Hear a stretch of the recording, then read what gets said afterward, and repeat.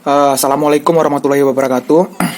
Selamat malam semuanya. Kali ini pada kesempatan ini saya akan mendemokan mengenai aplikasi Sidina dari interface user dan interface admin ya. Yang pertama itu kita coba untuk masuk ke menu user.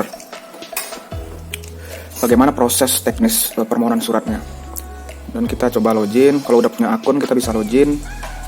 Misalnya saya udah register tadi pakai akun ini. Oke. Nanti kalau misalnya ragu bisa dicek di sininya ya. Login. Oke. Pada menu ini nanti ketika sudah selesai semua, kita coba untuk pengajuan surat SK domisili. Jadi pada fill-fill yang ini tidak perlu diisi lagi ya, karena ini secara otomatis dia mengambil data dari data warga, data penduduk. Jadi kita perlu mengisi hanya di kolom domisili dan keperluan surat aja. Kalau domisili mungkin bisa ada perubahan dari alamat KTP, kita bisa merubahnya. Tapi kalau nggak ada dibiarkan saja. Kemudian keperluan surat misalnya untuk keperluan pembukaan rekening. Pembukaan rekening bank. Oke, kemudian kita submit. Jadi proses untuk user sampai di situ saja. Sementara untuk user untuk menu-menu yang lain nanti itu bisa kita sesuaikan sesuai dengan kebutuhan masing-masing. Kemudian kita coba untuk cek di menu sisi admin. Coba cek di menu admin.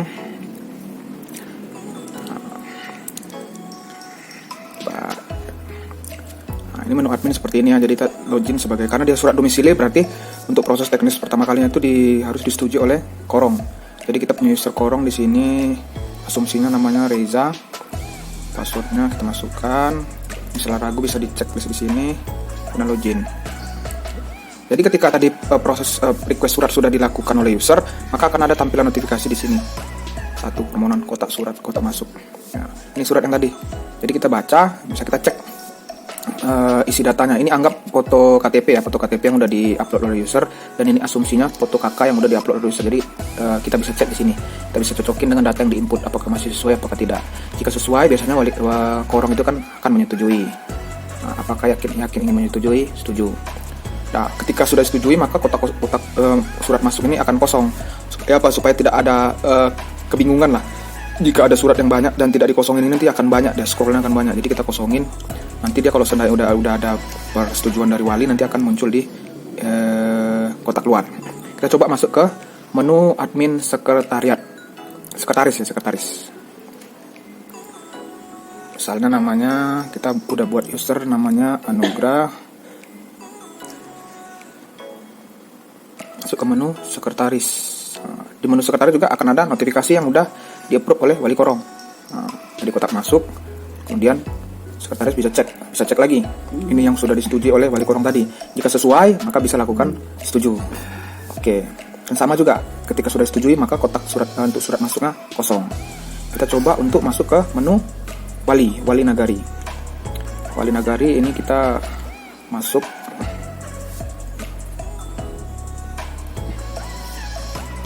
Nah, di menu wali nagari juga seperti itu. Jadi ada di sini langsung kotak surat masuknya. Kemudian dibaca, bisa dicek. Ini apanya kebesaran dari sininya. Nanti bisa dicek data-datanya udah diapa. Jika setuju nanti tinggal setuju, disetujuin. Selesai proses sampai di situ, maka untuk pengecekan surat yang sudah disetujui bisa dicek di menu persetujuan di surat keluar. Nah, ini surat yang sebelumnya. Ini surat yang baru kita setujui tadi. Pukul 17.54. Kemudian di-download. Jadi ini file yang udah kita download tadi, kita cek, kita tampilkan. Nah, seperti ini tampilannya. Nah, yang permohonan tadi sudah ada persetujuannya. Mungkin sampai di situ aja ya prosesnya. Untuk melakukan verifikasi, mungkin udah ada video yang sebelumnya mengenai verifikasi menggunakan validasi barcode untuk permohonan surat. Mungkin cuma sampai di situ. Nanti kalau ada perubahan terbaru akan diinformasikan. Kemudian selanjutnya kita coba cek di user pemohon. User pemohon tadi kan ya udah melakukan permohonan surat.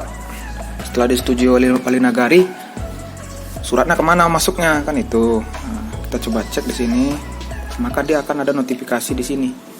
Ini untuk pemohon tadi. Pemohon tadi juga akan menerima surat yang udah diajukan. Nah, ini dia surat dari sisi menu user atau user warga penduduk. Dia bisa download. Nah, ini ada download file. Bisa kita cek di filenya.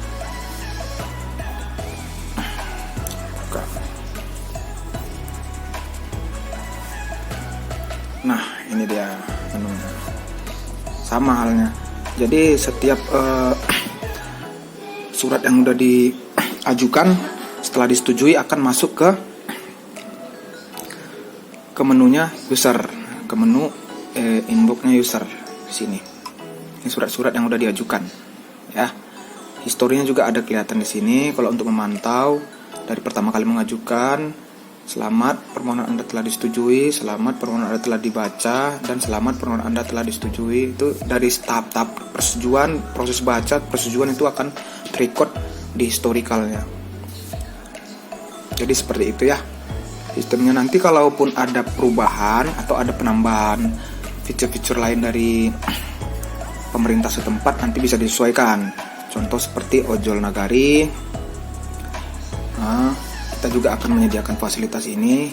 Kemudian Bumnak juga ada, dan fitur-fitur lainnya itu akan menyesuaikan. Dan tampilan-tampilan atau feel yang ada di sini juga kita akan bisa menyesuaikan dengan permintaan dari pemerintah setempat masing-masing. Mungkin sekian aja video dari saya. Semoga bermanfaat. Assalamualaikum warahmatullahi wabarakatuh.